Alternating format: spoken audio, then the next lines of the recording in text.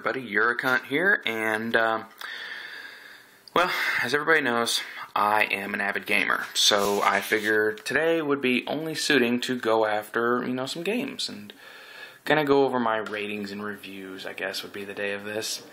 If anybody has any games they want rated or whatever's, right now I'm going after the multiplayer online games. But I will happily go after single-player Xbox games, PlayStation games, whatever. I'll rate the consoles at a later time. It'll be grand. But, as I said, today is online games. So, let's see. We can start where everybody should know, World of Warcraft, or I like to call it World of Warcraft lately. The game was wonderful. It's a great starting place for all newbie gamers. If you're brand new to the genre of online games, World of Warcraft is a great place for you. However, if you take on more and more depth and detail of it, and the longer you come to playing games, you'll come to realize that all Blizzard is doing in that is just handing out free cake and ice cream.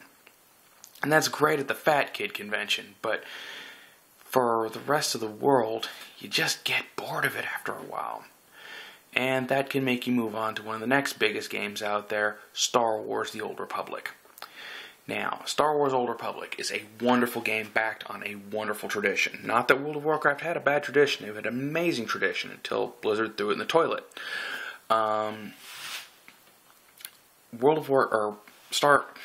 Star Wars Old Republic. Here we go.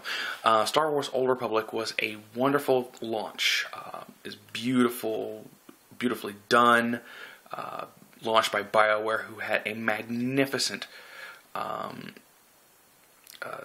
history of doing just the most magnificent storylines you'll ever see. They've unfortunately mismanaged the game slightly, but still, all in all, not a bad game. Just make sure you find a very high populated server in order to maintain yourself on there. I foresee BioWare really taking off with that game? Maybe not as much.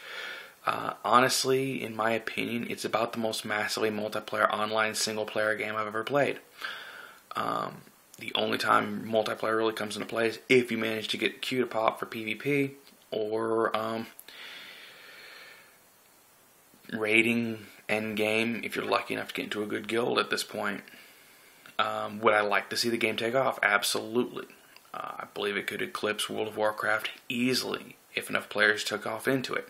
Unfortunately, I don't know if those players will take off into it because it's based on Star Wars. And everything is not just handed to you. Now, granted, with the 1.2 patch, I am seeing that they're kind of moving off of the way from things that were they're kind of trying to force a pigeonhole PvE on this.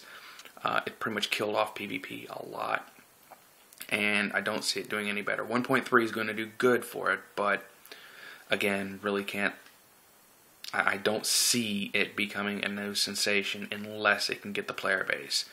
Again, amazing game if you play it, but make sure that you do pick a higher populated server to play it, or you will burn out of it quickly. Next game, we're going to move on to roughly the same genre of MMO, standard top-down MMOs, Lord of the Rings Online. It's a really wonderful game. I've been playing it. It's a free-to-play game. Go to lotro.com if you want to get it. It's an amazing game. Drawbacks to that game, it's not very PvP-centric. Your PvP results in one single island, pretty much, where you play as some of the bad guy races, so to speak. Wargs, Urich, all that, but generally it's pretty PvE oriented. Now, granted, the gameplay is very engaging and it's a very fun game to pick up, and you can pay for as much or as little as you want in the game, so you don't have to pay the $15 a month subscription fees on that. It's pretty decent. I recommend playing it if no other reason than it's a free MMO. It's really great, really wonderful end note. On the same token, this is made by a game company called Turbine, so moving forward, another Turbine game is Dungeons & Dragons Online. It's a top-down first-person, or top-down third-person MMORPG. Most everything is instanced in that. Not bad, but not wonderful. It's Dungeons & Dragons as you would expect it in the Eberron setting. Really Nice game, I like it. Can't really speak too much bad on it except for everything's instanced. The crafting is extremely confusing, so nobody really does it. Guilds have their own ships, which is cool. They're pretty much guild halls. Outside of that, I don't see any really remarkable things outside of it's going to be the game you play on the tabletop. Short, sweet, and simple. It's every bit as good as the game you play on the tabletop. And in some cases can be an acceptable substitute for that. So, all in all, an amazing game. And final game of note that I would like to bring out is EVE Online. Yeah, everybody's heard the bad things about EVE Online. It's a gankers game. It's all PvP, you know, light them up and shoot them up crap. All in all, I've also heard it's about as entertaining as playing Excel. I've heard that stuff before, so I decided to pick up EVE Online myself. And found that the game's actually incredibly detailed and depth-oriented. The drawbacks are, again, it is like playing Excel. It's a very accurate expectation of the game. At any point in time, you're playing with over 40,000 other players on a single server. So there's no shortage of players to encounter. On the drawback, there is no shortage of players to encounter, and everybody wants to kill you.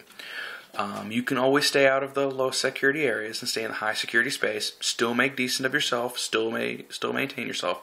So there's no real flaw to that. They do have player-sponsored events, player-organized events. They have live news feeds based off the game. There's just tons. I mean tons of in-depth. So if you're looking for a game with a massive storyline and no real, you have to do this, you have to follow this storyline, EVE Online is a great game for that. Plus, it's open space. There are literally over 250-something sectors that you can explore.